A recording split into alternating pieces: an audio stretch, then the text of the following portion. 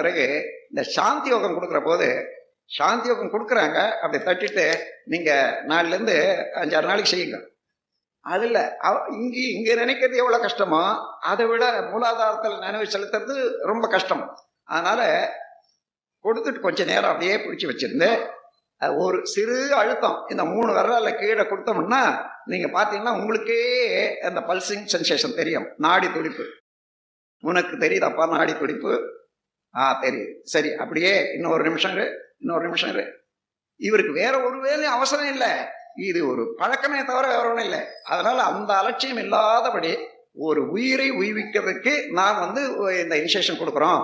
அதனால அந்த பொறுப்பு பொறுமை எல்லாம் வேணும் என்ற அளவில் நீங்க அதை செய்தீங்கன்னா அவர்களுக்கு நீண்ட நாளைக்கு செய்தி எனக்கு ஒன்றும் தெரியலன்றதுக்கு பதிலாக ஒரே நாள்ல தெரிய வச்சுடலாம், 2 நாள்ல தெரிய வச்சுடலாம்.